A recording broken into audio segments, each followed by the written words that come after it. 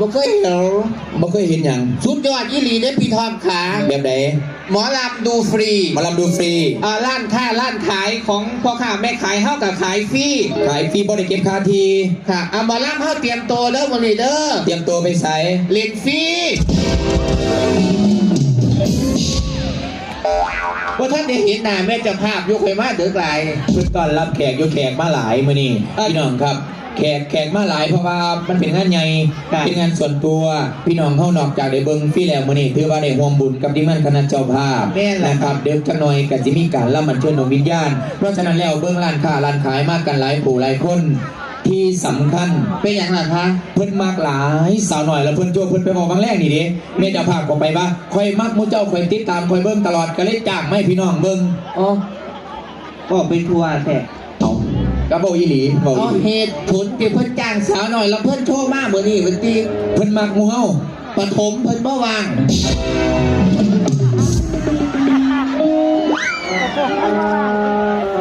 ปฐมว่างจังได๋เดี๋ยวนี้เอาข่อยถามแล้วเพิ่นวางสั่นติแล้วอยากได้ปฐมบ่วางก็เลยเอารับเพิ่นโชว์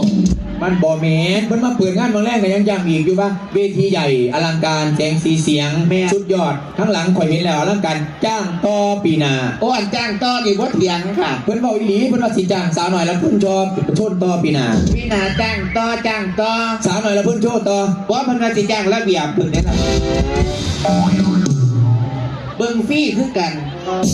ศาสตร์เพิ่นได้สิติมตะบาย2คืนพุ่นน่ะโทษขอให้ถามแน่โทษยังอีกคะลงสางตีกับกูวะกูเห็นเสียงแหบอยู่ก็สิลงไปตีเลิกแท้ป้าโดนตังโดนพี่น้องลืมถามลืมขึ้นพ่อว่าเป็นสิว่าสังกีขอโทษหลายๆกับลูลาพาเปียพ่วงไปแน่อันบัดดีครับเมซี่บวชตะหึงครับมาเอาบุญน้ำพี่น้องเจ้าภาพเพิ่นบอกคันมาบวชคือบ่แถหัวบวชที่พามติครับโอ้ยพ่วงต่อหลายเทียกันจังตาจะเป็นเด็กบ่มีคนหน่อยค่ะแน่เดี๋ยวนี้ท่านไหนวางสันเมซี่มาตีเมซี่ใส่ชุดขาวโอ้ให้ถามสันจะค้ำได้ล่ะถามยังครับเมซี่บ้านแม่มึงใส่หมวกติเมซี่บ่ได้ใส่หมวกติบ่แม่นเมซี่แม่นยังสันใส่หมวกจังซี่นี่สังเกตบ้างไหมผู้ใดครับหมอฮะขันอสมอสิใส่ยูนิฟอร์มสีฟ้าดอกหมออันนี้หมอหรืออีกอย่างนึงสิพยาบาลก็ได้ครับหมอก็ได้พยาบาลก็ได้น้ำกันน้ำกันมาตะโรงพยาบาลไหนครับคุณหมอฮะโรงพยาบาลไหนเนาะนี่ล่ะโรงพยาบาลบ้านม่วงเฮานี่ล่ะหมอโรงพยาบาลบ้านม่วงแม่นล่ะค่ะเป็นจังซี่เบิดติเป็นเจ้ากูผู้เดียวนี่แหละหมอบ้านม่วงเป็นนักสีพี่น้องสีกล้าไข่จะเที่ยยุติเพราะว่าแล้วมันเป็นลักษณะพันหมอบ้านม่วงเป็นยังซีเด้อเป็นอย่างไรคะไปโรงพยาบาลข้ามกะกาบุเด้อ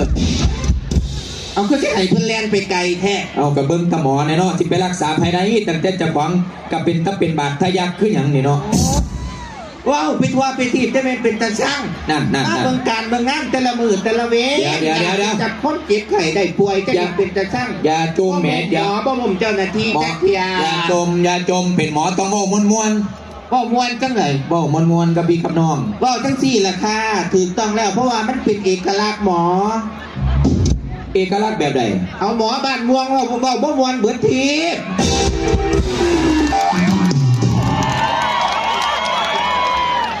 ถูกต้องไหมคะเอาถ้าถูกต้องขอเสียงหน่อยแล้ว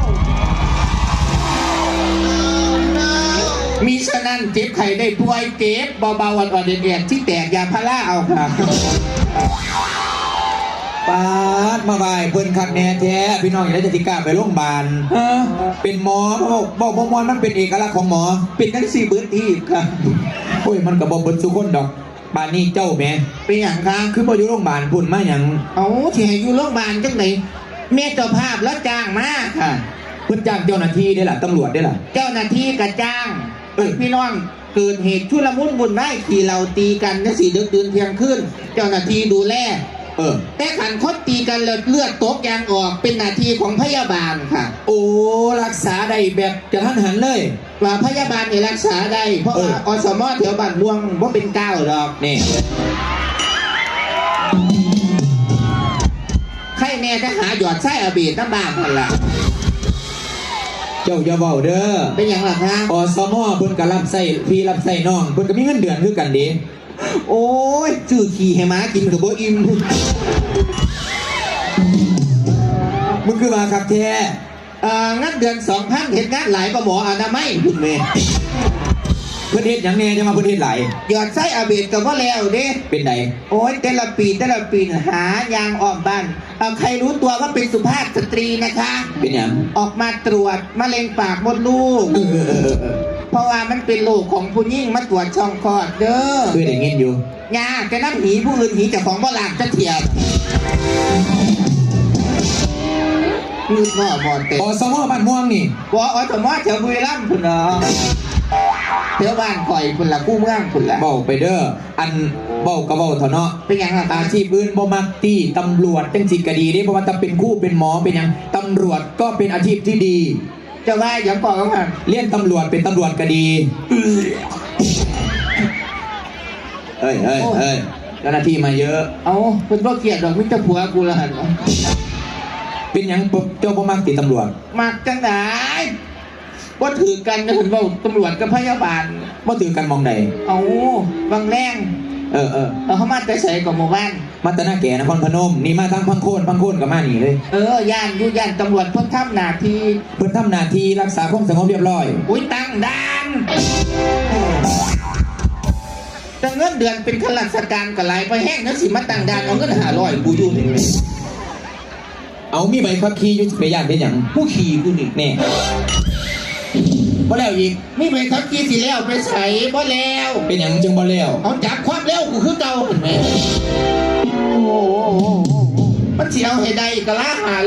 500เนี่ย อาจจะไปเว้าเรื่องเพิ่นก็สร้างต่อเพิ่นปฏิบัติหน้าที่ก็ซ้ำกันกับเจ้าเป็นหมอนี่ล่ะ ขันเจ้าว่าถามเลยกับว่าติดตอบ เข้าใจอยู่ครับคุณหมอแต่ว่าผมถามแน่ ถามยังอีกด้วยนี่ คันออกมารักษางานนอกพื้นที่จังซี่คือมาแต่เจ้าของ เปี้ยง คือเอาหมามาเลี้ยงนำน่ะ ตายคือว่ามือนี่มีเพียงก่อนล่ำเชิญดวงวิญญาณบ่ แม่นครับ เพิ่นว่าท่านจะเชิญมึงออกมาให้เหรอ มันต้องแม่น ว่าแม่นว่ะ โอ้ยเนาะอย่าบอกผู้ดีแหมมันแม่นไผเนี่ยให้ถามแน่ ใจ เนี่ยสองตัวนี่ สงสัยอีกแล้ว เจ้าท่วงว่าอย่างก่อนสัตว์เลี้ยงมาติ สัตว์เลี้ยงแล้วเนาะเอาหมามาเลี้ยงนำเวลาเฮ็ดงานจังได๋บ่แม่นเด้ เกียรติเนี่ยค่ะ เป็นหยัง ว่าเป็นสัตว์เลี้ยง แม่นหยังครับ ผู้ซอหมอย ฮะ ผู้ซอหมอย แปลว่า โอ้ยผู้ซอยหมอมาปึกจะเป็นหอดโคตรโศกเลยเนี่ย ผู้ซอยหมอ ผู้ซอยหมอค่ะ ผู้ซอยหมอครับ ทั้งหมดขวาหัน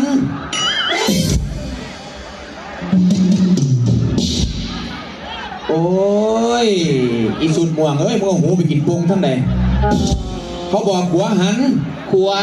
อีนี่มันกับขวาอยู่ ขวาทั้งใดเดี๋ยวนี้ ขวาทั้งซ้ายเห็นไหม เดินหน้ามาพี่ ไป มาเนื้อยืนมานี่คนจะได้มาคือหัวมันสับปะหลังเป็น ปาดมาเข่าแถวก็ซุปอสมอสีวิตินแอโรบิกเถอะวะ อย่ามาสั่นมาสีเด้อ เป็นอย่างไรคะ บางแรงเจ้าภาพบ้านไปอาบน้ำบ้านเจ้าภาพก็ได้อีกนั่นเขามาหอดหลายคนมันบ่พอกันเพิ่นกระแตกไปวัดแน่ไปบ้านเจ้าภาพแน่ ค่ะ ประชุมกับประชุมแล้วเป็นหยัง